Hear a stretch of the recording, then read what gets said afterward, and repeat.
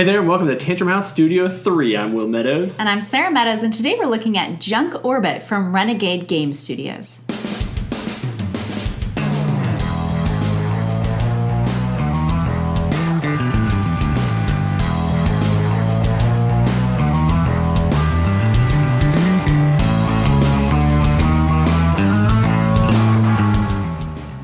Junk Orbit is a space-themed pick-up and delivery game that has you slingshotting around different planets' orbits trying to collect the most valuable cargo.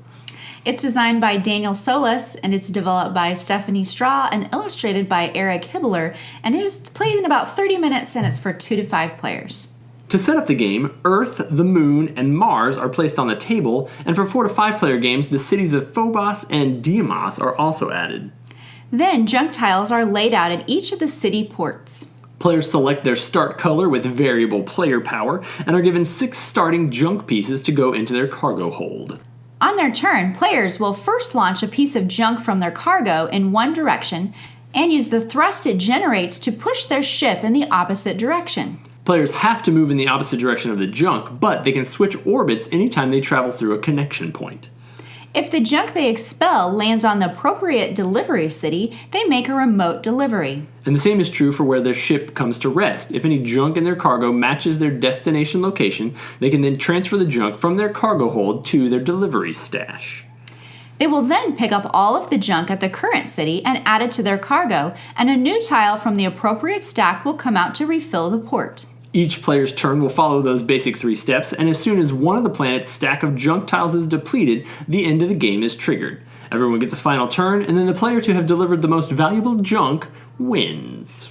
So people have basically colonized on Mars because Earth was too junky, there's trash everywhere, you're using like the fire extinguisher to propel yourself through space. This is basically like the Disney WALL-E as a board game.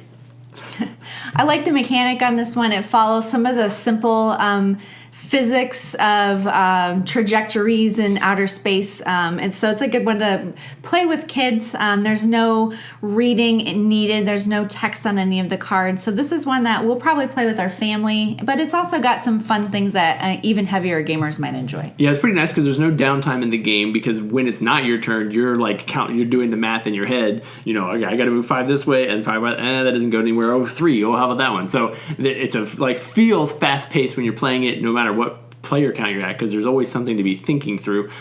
You can also interact with other players. We didn't mention this. If you eject your junk and it goes around the orbit and it hits another player, if it lands on the same city as them, then they have to get rid of one of their cargo pieces. So it's a good way to like sabotage them if you can a little bit. It doesn't always work out that way, but it's another way that you can interact with other players in the game. Yeah, something else I enjoyed is the variable player powers. Some people, instead of having to take the rounded trajectory around some of the orbits the same way that everyone else, they might be able to choose a different route, or they may be able to hold extra cargo or something. So I enjoy that in games where you can mix up the feel of the game each time you play. Well, and one of the other really nice things about the game is just the table presence is pretty cool. It comes in this cardboard tube, which is always nice. It doesn't fit on your shelf, but it looks cool when you pull it out at game night, and then you've got all the planets and all the junk and all the orbits and all the space. It's got like a really fun illustration style to it. All the junk is kind of cool looking, so it looks really fun when you have it out on the table. If this sounds like something you're interested in, check it out at your friendly local game store, and don't forget to subscribe to our other videos and reviews from Tantrum House.